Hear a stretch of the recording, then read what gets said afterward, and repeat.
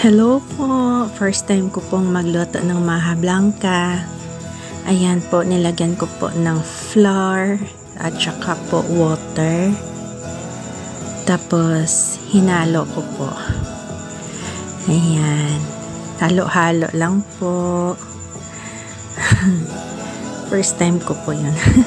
Medyo kabado pa ako dyan sa paghalo ng flour at saka yung tubig, no? Dapat sakto lang yung paghalo. Yan, halo-halo lang. Yan.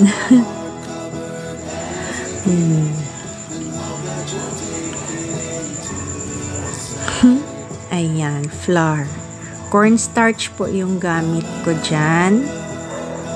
Oops. Tapos, may coconut. Ayan. Mayroon pa akong gata, no? Tapos, nilagyan ko ng evaporated milk po. Nilagay ko sa gata, no? Parang hinalo ko sila. Yan.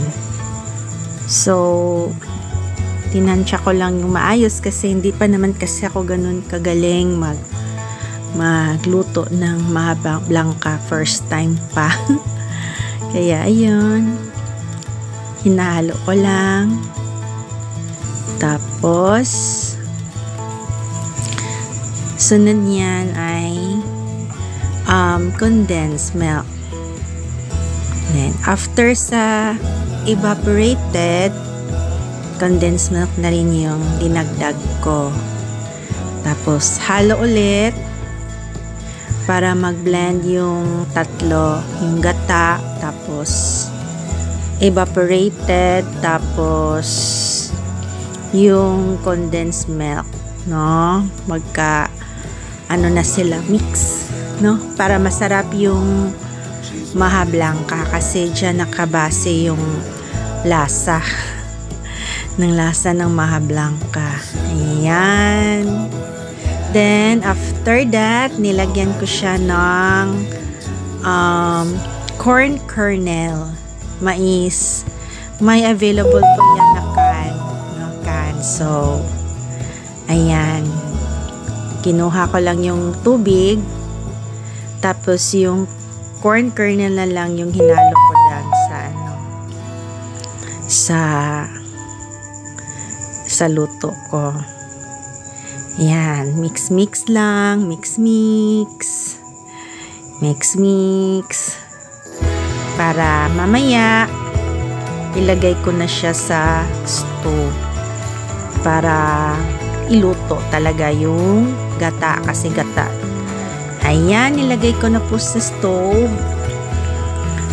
Low fire lang po yung gamit ko para hindi po masunog yung maha blanca. So, hindi masyadong malakas lang yung fire sa stove mo, no? Para parang dahan-dahan lang yung pagluto mo sa gata. So, antayin mo lang siya na kumukulo kasi dun mo makikita kapag kumukulo siya, doon mo malalaman na naluto mo na yung gata, no? So, ayan. Tapos, ayan, kumukulo na. So, means the same na luto na yung gata. So, talagang binoboil ko siya. Mga 5 minutes ko yata to binoboil. Minsan, umaabot pa yata ng 10 minutes. Para lang masiguro ko na luto talaga yung gata. No? Para luto yung gata. Kaya, ayun. Nagbo-boil na yan. Kasi after nyan, lalagyan ko na siya ng yung pinaghalo ko na cornstarch at saka water para maglapot. Yan. While kumukulo, dahan-dahan ko siyang hinahalo din. Yan. Para ma-mix masyado yung sangkap. Ayan.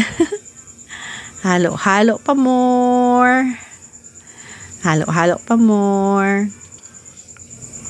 Yan. Oh, halo-halo, halo-halo.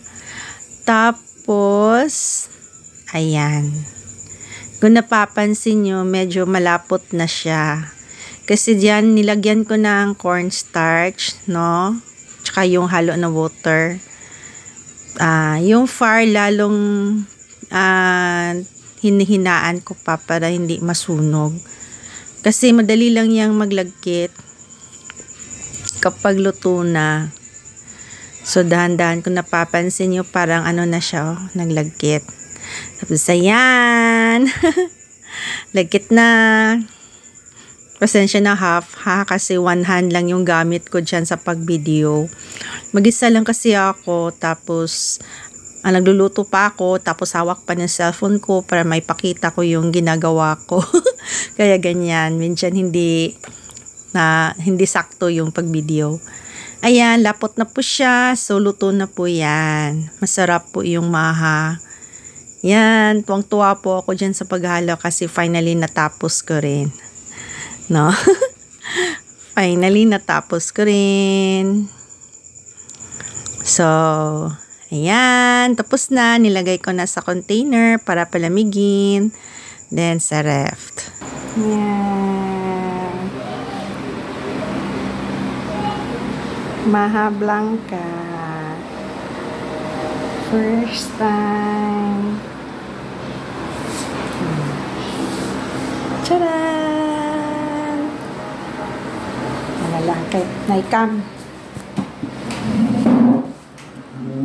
Tcharan! Yes. Tapos, lagyan ng cheese.